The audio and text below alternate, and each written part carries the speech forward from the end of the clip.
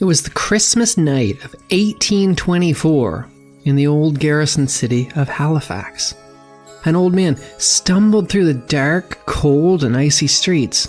Drunk and lonely, he had come into the city from his little hometown so that he would not be alone that Christmas day. He was lost. He was looking for a public house where he could rent a room for the night. By dawn, he would be dead. He would be casually murdered in cold blood by a handsome, young, elite military officer. And the repercussions of that Christmas night would echo across the Maritimes. You're listening to Backyard History, the hidden stories that happened in your own backyard, the podcast version of the weekly history column running in newspapers across the Maritimes, with your host and author, Andrew McLean.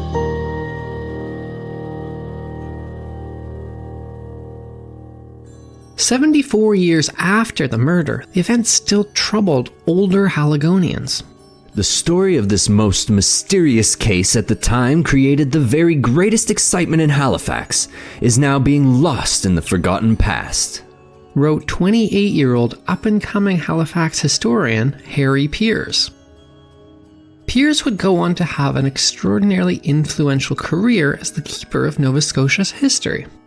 Only 1 year after publishing his definitive version of what happened that night in a lengthy 2-part series in the New Brunswick magazine, he would found the Nova Scotia Public Archives. He would go on curating this institution until his death at the age of 69 in 1940.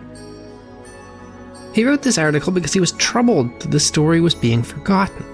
So, the young Harry Peers began contacting the oldest surviving people who still remembered what happened that Christmas night in order to piece together the events before it was too late. This street that the murder happened on was then usually called Barrack Street, but it was also appropriately nicknamed Knock Me Down Street. Although physically the highest, it was morally the lowest quarter of town, and even in the daytime few cared to risk themselves within its precincts.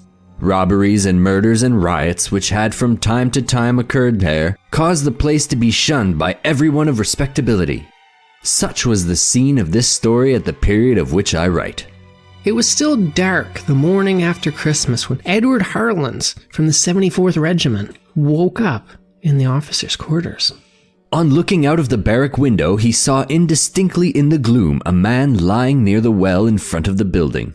Suspecting something was wrong, he dressed and on going down found the man lying on his face with his right hand extended to his neck. He ascertained life was extinct. Evidently not much interested, he left without touching the body. Officer Edward Harlands had noted that the dead man was not an officer, but he was merely a local. So he went back to bed without so much as even examining the man.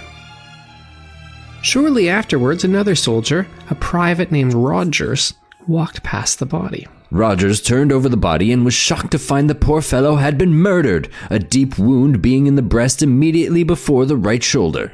The later coroner's report indicated the dead man had been stabbed right through the chest, through the heart, and he would have died within minutes.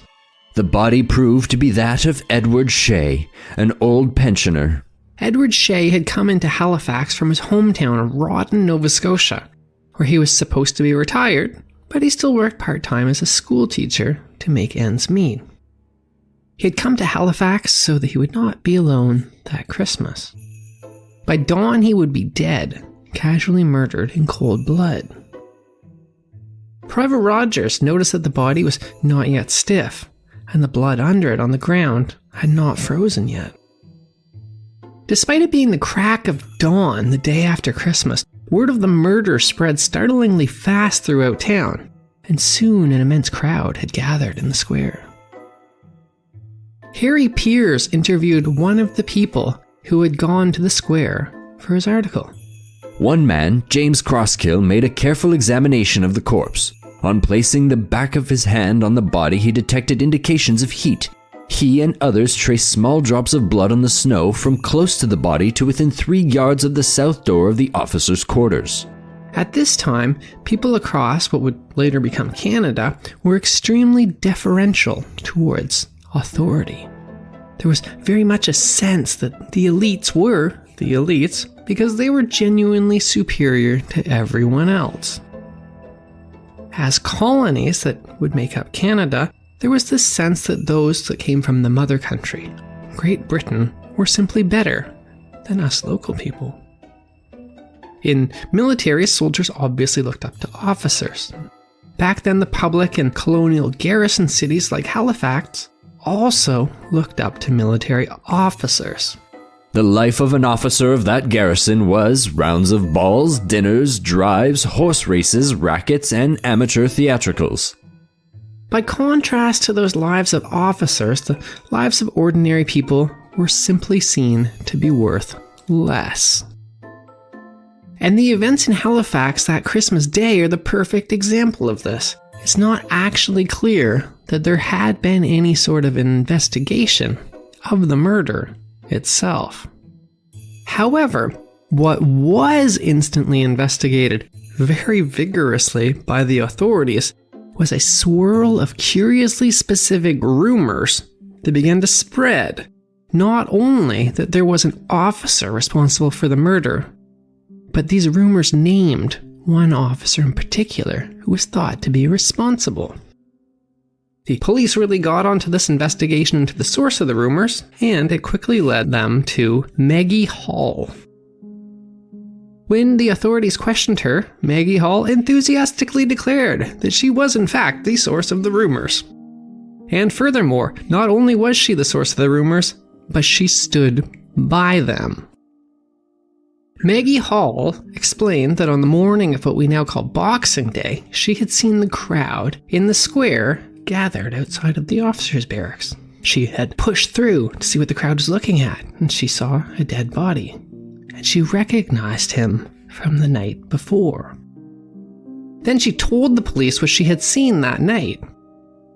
At 2 a.m, Maggie Hall had been leaving the apartment of one officer and had been walking down the corridor of the officer's barracks to another officer's room. Harry Pierce summarized her story based on her testimony at the subsequent trial. Hearing, however, a noise in the south entry, the girl changed her purpose and went along a passage that led through the center of the garret. On going downstairs, she heard an officer ordering someone out of the doors with the words, "Be off!" She recognized his voice and, thinking the officer was turning away a woman, was desirous to ascertain who it was. Going a little lower, she could see it was a man, not a woman, he had addressed. The officer was standing in the entry with a strange man, whom he was holding by the shoulder with the left hand, while the other hand held a candle. Without releasing the man, Cross put the candle on the stairs, and in doing so, she obtained a full view of him. He was a wealthy young British officer named Richard Cross. Creeping downstairs, she peered from the threshold and saw Richard Cross pushing the man before him toward the well. She followed at a distance and then stood under one of the neighboring trees, from whence, straining her eyes in the darkness, she saw him apparently take both hands off the man and then push him to the ground. During all this, the stranger had not struggled or uttered a word, nor had Cross spoken. While the man lay on the ground, his assailant looked at him for a few moments, and then came toward the building, in doing which he passed near the tree where Maggie Hall stood, and seeing her, quickened his pace. She followed, and when he had entered the south hall, she saw him take up the candle and go into his own room, the door of which he locked. At the time, Maggie Hall didn't give much thought to what she'd seen. Yet, by the time she was speaking to the police, she was well aware of the significance of what she'd seen the night before. The police, for their part, didn't really believe Maggie Hall. They had many reasons for this, none of which were actually based on what she had witnessed. First of all, Maggie Hall was young, at only 19 years old. Second of all, Maggie Hall was a black woman. Third of all, Maggie Hall was a sex worker. Fourth of all, and perhaps most shockingly of all to the police, Maggie Hall wasn't actually ashamed of being a sex worker. She was actually quite proud of her job because it provided her with an independent income and a distinctly above average lifestyle. And if that wasn't enough, worst of all, as far as the police were concerned, Maggie Hall was an American. And this was a time when Nova Scotia had very recently been at war with the United States in the War of 1812, which had been less than a decade earlier.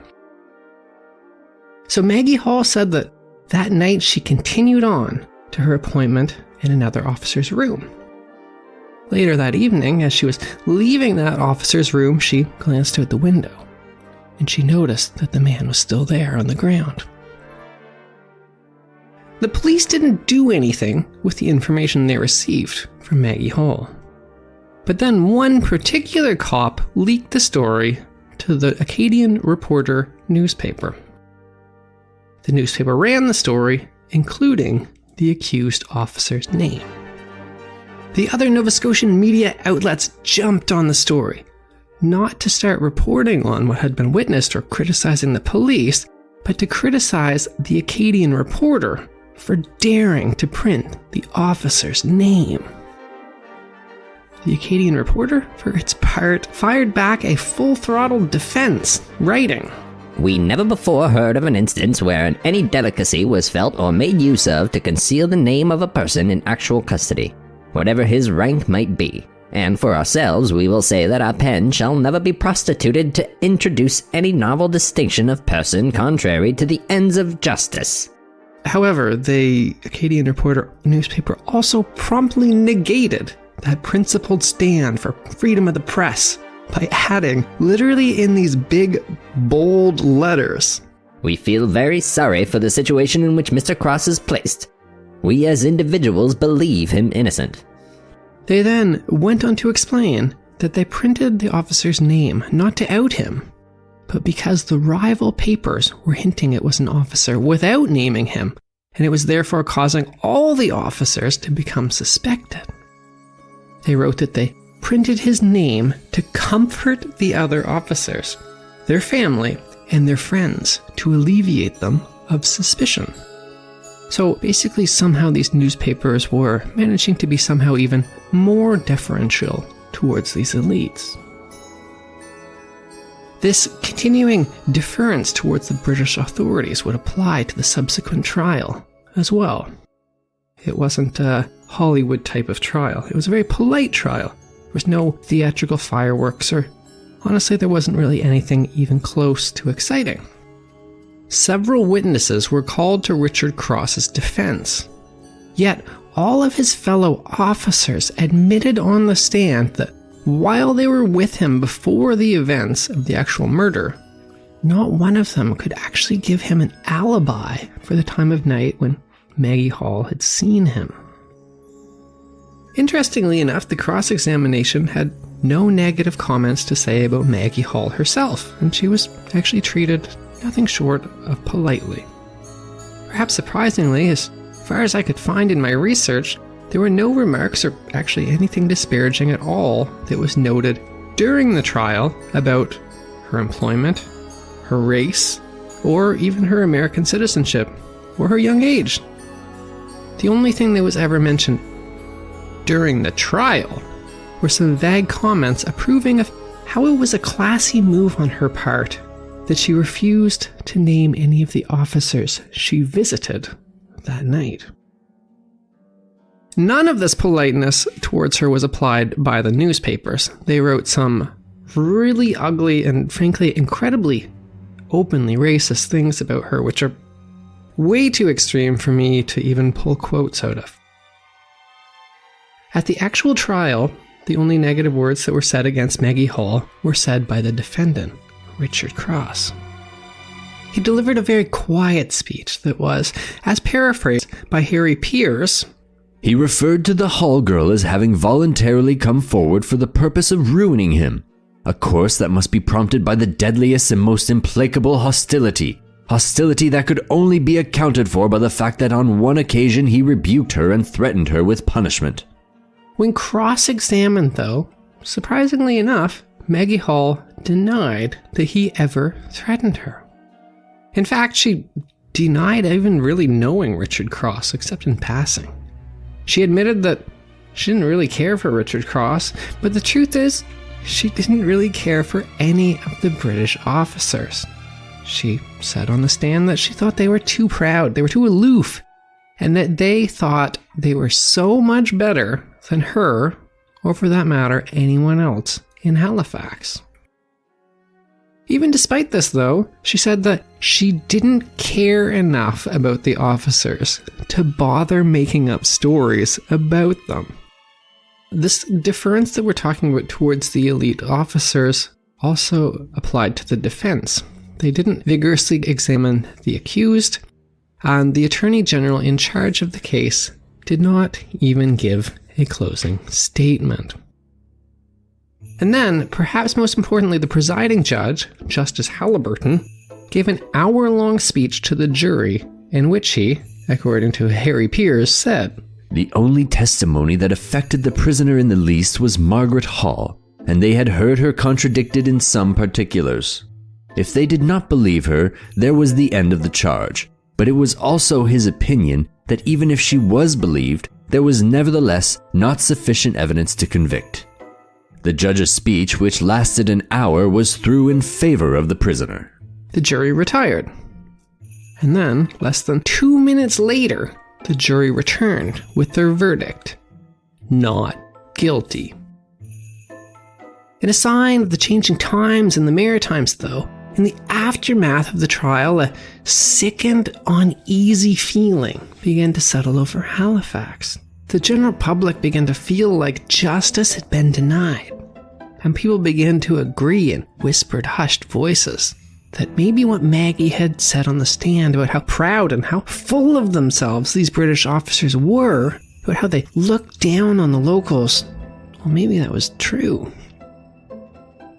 The general opinion was that the dashing and wealthy young British officer had murdered the old school teacher from Nova Scotia in cold blood on Christmas Day for no other reason than that he had woken him up by knocking on the door asking for somewhere to stay the night.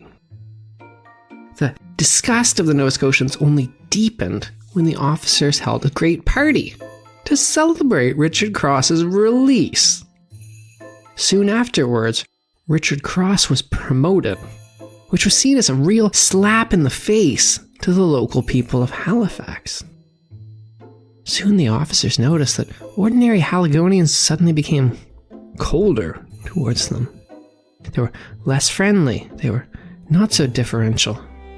Newspapers began to openly criticize them for their haughty behavior. Fewer visitors came to their parties and their balls. The military itself began to sour on Officer Richard Cross.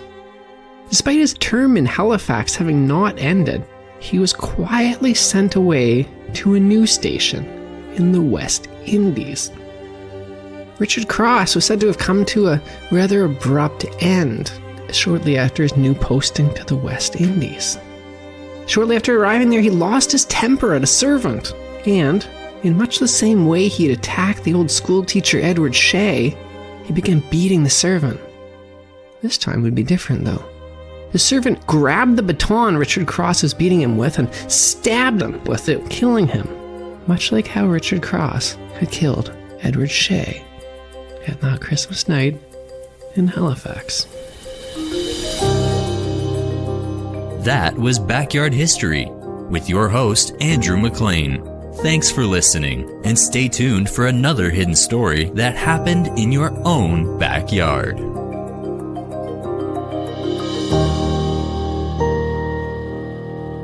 Produced by Jordan Lozier.